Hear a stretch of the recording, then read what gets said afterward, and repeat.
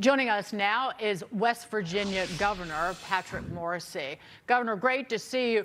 What has been the reaction of the people in your fine state to this investment, these data centers, because there has been, certainly in my part of Virginia, concerns about electricity, water, and the like? Well, first of all, thank you for having me on. I will say that we're getting tremendous reaction from what happened yesterday, this $4 billion investment. And I think for a few different reasons. In West Virginia, we're going to make sure that we do it right. We're not only going to be able to draw the major investment in, but because of the role the state has in terms of the permitting and the implementation process, we're going to make sure that the water is clean, that the setbacks in the areas are done well, there are trees, we're addressing the noise, and we want to make sure we let everyone in America know that West Virginia has the best regulatory scheme to deal with these intelligence centers, because people know that we have affordable energy, we have abundant amounts of energy, and we're investing the people with knowledge in these areas. So a lot of people are very pleased because we haven't seen this kind of economic investment before, but we expect, given the laws that we've passed, that West Virginia is going to be the most exciting place to locate these intelligence centers into the future. We're going to have a lot of more announcements coming in the next 60 days. You know, one of the things that always gets talked about with these, and I'm interested in the name High Impact Intelligence Center. It sounds like an interesting new rebranding of data center, but leaving that aside for a second, it's always about energy, right?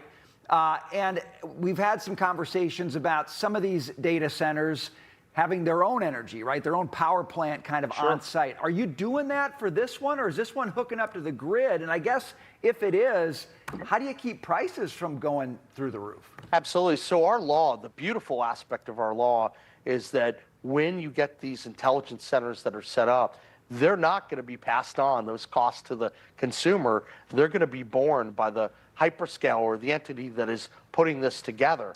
And we think we're getting really good reaction from that.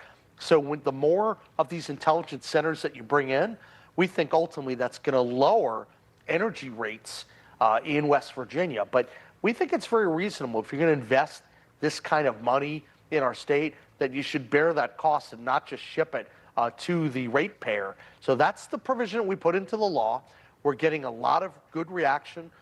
This will go to the grid, but there are going to be other initiatives as well that are going to go to island power or behind the meter, because West Virginia has so much energy, whether we're talking about coal, natural gas, and we're looking at nuclear as well, that there's so many different opportunities to fuel up the power demands that these centers have.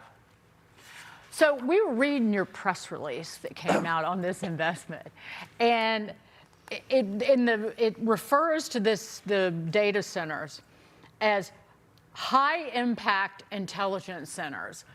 Who helped you wordsmith that? Because Brian and I both we were like, high impact. It just struck us as, what were you trying to accomplish? I'm going to tell you something. Okay. I'm going to break news for you today. So last week, I was in meeting with the governors in Washington, D.C., and I was talking a lot with Secretary Burgum, and he is really dynamic on a lot of these issues. Yeah, he made me think about all the things we need to do to make sure people know the value added of all these intelligence centers. And I think a lot of it is for people to understand that we're manufacturing knowledge, that our energy is being translated in a manner to create new computing power, to add to knowledge. And this is an incredible thing that we should embrace. And so this is just a product of a lot of the brainstorming, because this should be something that we look forward to. The other piece that I would say is that a lot of people may not know what will happen with the intelligence centers. We do. We actually can control the system in West Virginia, because we get to make sure there'll be the right setbacks, there'll be the right issues related to noise, there won't be the problems with water.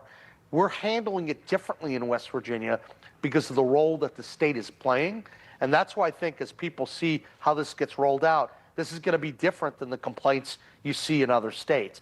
This is the place to go if you're interested in an intelligence center, unlimited amounts of energy, the best red tape cutting system in America, speed to build in a way you can't believe, and environmentally sound. Well, it sounds like very Burgum-esque marketing to me, and I do like Doug Burgum, so I want to see you prove yourself right on this one, sir. It sounds like a heavy lift, but Godspeed to you. Well, thank you. It's a great opportunity. Right. West Virginia's really moving its comeback story, and our energy is leading the way. All right. And there's those counties in Western Virginia that want to become part of your state moving with right over. Spanberger and her ilk taking over. So Hey, we'll we're see. going to steal Virginia's lunch money because they're going in the wrong direction on the regulatory side and the tax side. Yeah. West Virginia's the Yep. place to be. That's Governor, right. thank you very much. Good to see you, sir. Thank you. All right, straight ahead. Shocker.